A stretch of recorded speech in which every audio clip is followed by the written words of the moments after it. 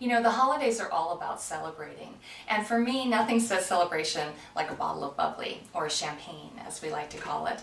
But I wanted to clarify that we really can only call it champagne if it comes from the Champagne region of France, which is where the wine was first developed. In Spain, they make a similar wine called cava. And in Italy, they make Prosecco and Spumante. And in America, we make sparkling wine, and also I've seen California champagne, which is our way of getting around that little champagne term. But really, no matter what it's called, it all comes down to the bubbles.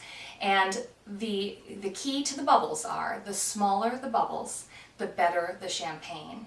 And so the hint that I wanted to give you about purchasing champagne or sparkling wine, is that when you're looking for a bottle, be sure that you're always looking for a bottle on which the label says Méthode Champenoise or Méthode Traditionnelle, which refers to that traditional French way of making champagne and then ensures a better quality product in the end.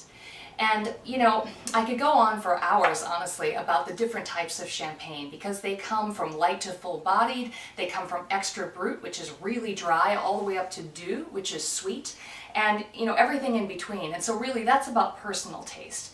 But once you bring your champagne or sparkling wine home, what I'd like you to remember is that you should always chill it to between 40 and 50 degrees Fahrenheit. If it's a little less expensive, chill it a little bit more. If it's a little bit more expensive, you can go a little bit lighter on the chill, closer to that 50 degrees. And then when it comes time to open the champagne, I know we all want to go for that big pop, right? Because it's all about celebration. But in fact, the proper way to open a bottle of champagne is to simply let that bottle hiss just a little bit. And the French will say that a bottle of champagne opening should sound like the sigh of a contented woman. So let's go ahead and open that bottle. So to open a bottle of champagne, the first thing that you want to do is peel back the zipper. And the zipper is that serrated edge of foil that runs around the neck of the bottle. We'll take that off first. Once you've removed the foil, then you want to untwist the cage, and it takes about 6 twists to do that. So I'm going to gently remove that cage from the top of the bottle.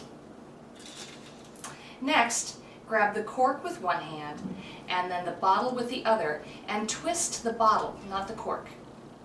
And you want to do that really gently until you hear that light hiss, which indicates the bottle is open. Here it comes. Didn't lose a drop.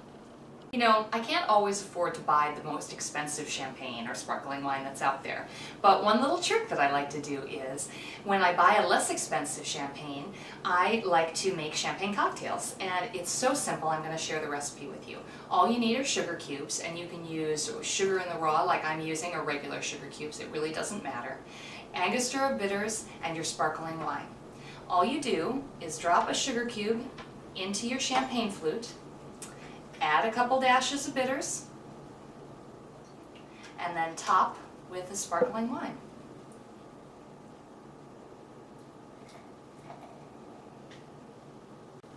Isn't that pretty? Look how bubbly it is. Happy holidays to you and yours. Cheers.